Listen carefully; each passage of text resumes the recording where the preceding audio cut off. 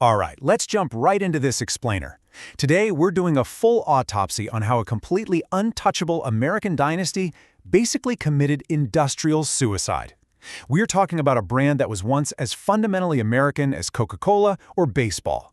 It's this wild story of groundbreaking innovation, followed by unbelievable arrogance and a string of executive decisions so catastrophic that business schools literally still teach them today as a massive warning sign.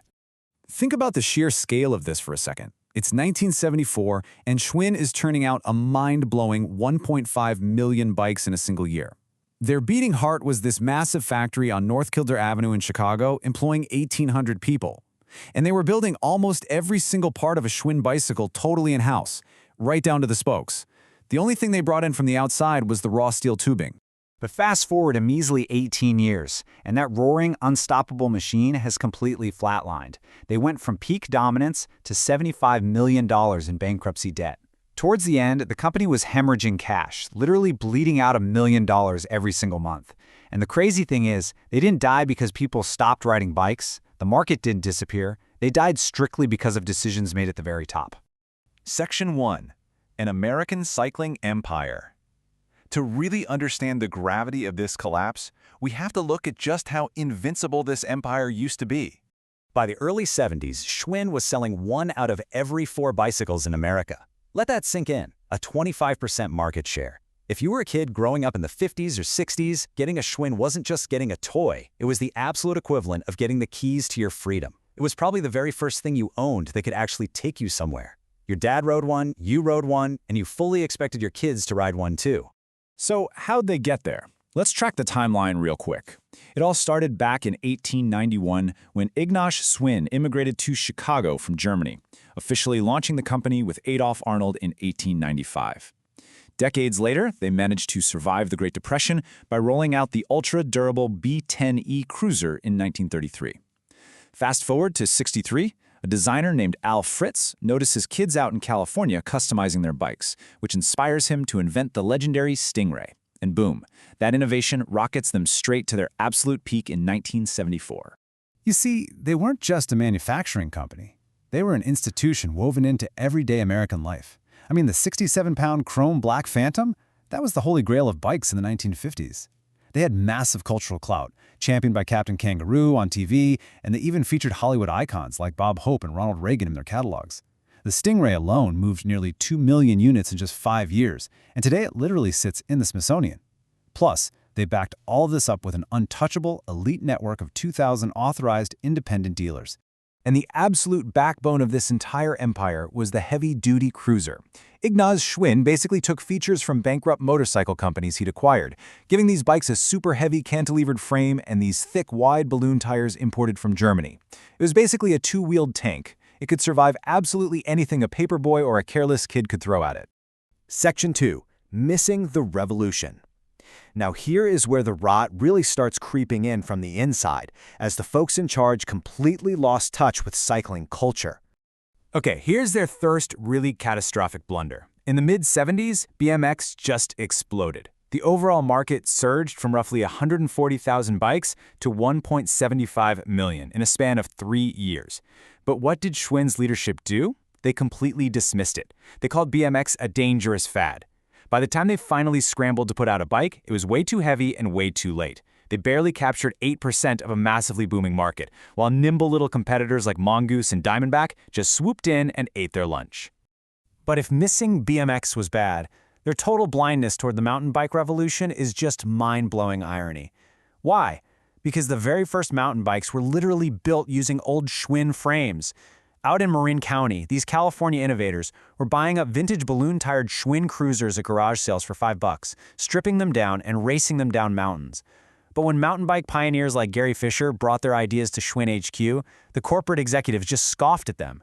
They literally treated Fisher like he was some jerk kid, basically saying, "Hey, we're the pros, you guys are just amateurs."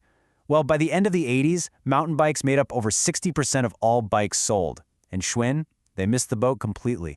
Section 3. The fatal outsourcing mistake. So, missing trends is obviously terrible, but the actual fatal blow came from a strategic decision so completely backwards that it's famous in the business world for all the wrong reasons.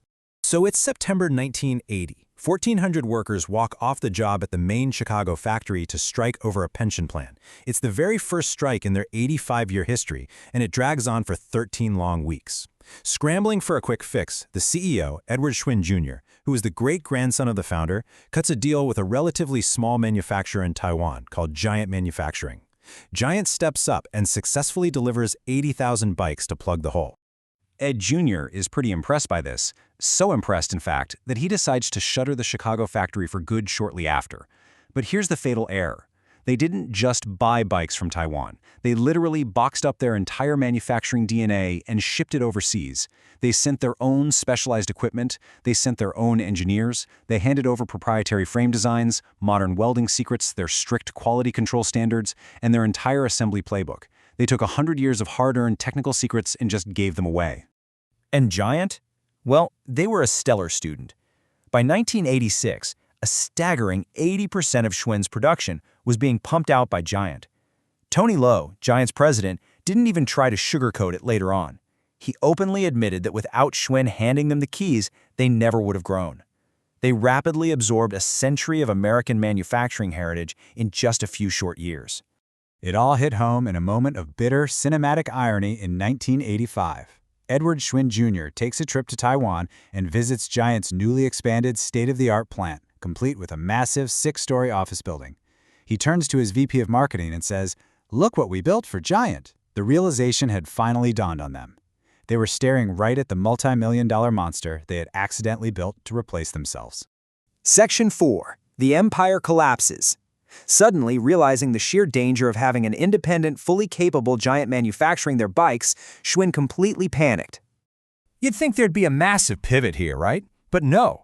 Ed Jr. practically hits copy-paste on his worst mistake. Trying to distance himself from Giant, he buys a 1/3 stake in China Bicycles in Shenzhen and literally does the exact same thing again, handing over blueprints, equipment, and processes to a new competitor. Meanwhile, their efforts to revive domestic manufacturing were an absolute disaster. A new plant they opened in Greenville, Mississippi bled $30 million over a decade, putting out bikes so shoddy that dealers literally had to fix them right out of the box. And that legendary original factory in Chicago left completely abandoned, eventually getting gutted by suspected arson. Unable to keep up with trends, completely disconnected from the youth culture they used to define, and entirely at the mercy of the foreign supply chains they had generously equipped, the Giant finally fell. On October 7, 1992, Schwinn filed for Chapter 11 bankruptcy. Cash flow had evaporated, suppliers were demanding cash on delivery, and the banks finally squeezed them dry. This is the part that really stings. The great wealth transfer. A century-old American dynasty comes to an end, and the 14 heirs of the Schwinn family walk away with a split payout of just $2.5 million. Split 14 ways. That's less than a decent house in a Chicago suburb today. But what about Giant Manufacturing, the understudy? They used Schwinn's deep knowledge to pioneer mass-produced carbon fiber frames and skyrocketed into a global titan. Today, Giant pulls in roughly $2.3 billion in annual revenue. And the ultimate, painful irony of this whole story? The Schwinn name does still exist today. After being bought and sold a bunch of times, it ended up in big box department stores. But those $150 bikes you see on the racks today have absolutely zero shared DNA with the legendary cruisers that built the empire. They are manufactured entirely in Asia, literally built by the descendants of the exact same factories that Schwinn taught how to build bikes back in the 80s.